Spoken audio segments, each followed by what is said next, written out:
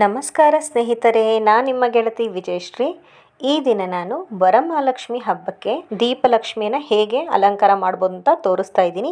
ನನ್ನ ಹತ್ರ ಒಂದು ಚಿಕ್ಕದಾದಂಥ ಸಾರಿನ ನಾನು ತೆಗೆದುಕೊಂಡಿದ್ದೀನಿ. ಈ ಸಾರಿನ ನಾನು ಫೋಲ್ಡ್ ಮಾಡಿಬಿಟ್ಟು ಒಂದು ಪಿನ್ ಹಾಕಿಬಿಟ್ಟು ಅದರ ಪಲ್ಲುನ ಕೂಡ ಮಡಿಸಿ ಅದಕ್ಕೆ ಒಂದು ಚಿಕ್ಕ ಪಿನ್ ಹಾಕಿಬಿಟ್ಟು ನಾನು ಈ ಥರ ನೇರಿಗೆ ಮಾಡಿಬಿಟ್ಟು ಇಟ್ಕೊಂಡಿದ್ದೀನಿ.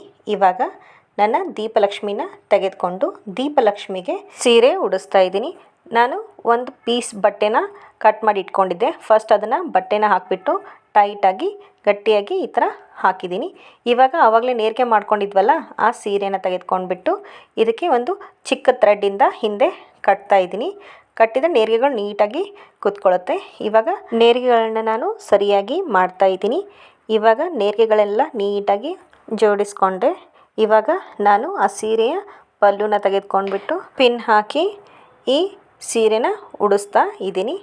ನಾನು ಕೈ ಒಳಗಡೆ ಇರೋದ್ರಿಂದ ಒಳಗಡೆ ಸೀರೆ ಸೆರಗನ್ನು ಈ ಥರ ಒಳಗಡೆ ಸೇರಿಸ್ಕೊಂಡ್ಬಿಟ್ಟು ಸೆರಗನ್ನು ನಾನು ಈ ಥರ ಡಿಸೈನ್ ಆಗಿ ಹಾಕಿದ್ದೀನಿ. ಇವಾಗ ನಾನು ಸೀರೆ ಉಡಿಸಿದ್ದಾಯಿತು. ಸೊಂಟಕ್ಕೆ ನಾನು ಸ್ಟೋನಿಂದ ಮಾಡಿರುವಂತಹ ಒಂದು ನನ್ನ ಹತ್ರ ಡಿಸೈನ್ ಜ್ಯುವೆಲರಿ ಇತ್ತು, ಅದನ್ನ ಹಾಕ್ತಾಯಿದ್ದೀನಿ. ತಾಳೆ ಹಾಕ್ತೆ, ಒಂದು ಹೂ ಮಾಲೆ ಮುತ್ತುಗಳಿಂದ ಮಾಡಿರುವಂಥ ಒಂದು ಮಾಲೆಗಳನ್ನ ಹಾಕ್ತೆ. ಅಲ್ಲದೆ ಕಿವಿ ಓಲೆಗಳನ್ನು ಕೂಡ ನಾನು ಲಕ್ಷ್ಮಿಗೆ ಹಾಕ್ತಾಯಿದ್ದೀನಿ. ಅಲ್ಲದೆ ಮೂಗಿಗೆ ನತ್ತನ್ನು ಕೂಡ ನಾನು ಹಾಕ್ತಾ ಇದ್ದೀನಿ.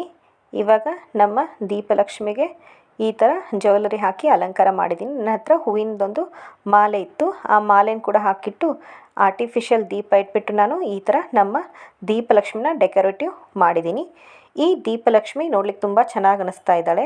ನೀವು ಕೂಡ ಹಬ್ಬಕ್ಕೆ ಈ ಥರ ಅಲಂಕಾರ ಮಾಡಿಬಿಟ್ಟು ದೀಪಲಕ್ಷ್ಮಿನ ನಿಮ್ಮ ಮನೆಯಲ್ಲಿ ಅಲಂಕಾರ ಮಾಡಿ ಇಡ್ಬೋದು. ಈ ವಿಡಿಯೋ ಇಷ್ಟ ಆಗಿದ್ದರೆ ಲೈಕ್ ಮಾಡಿ, ಶೇರ್ ಮಾಡಿ, ಸಬ್ಸ್ಕ್ರೈಬ್ ಮಾಡಿ. ಹಾಗೆಯೇ ನಿಮ್ಮ ಸ್ನೇಹಿತರಿಗೆ ಶೇರ್ ಕೂಡ ಮಾಡಬಹುದು.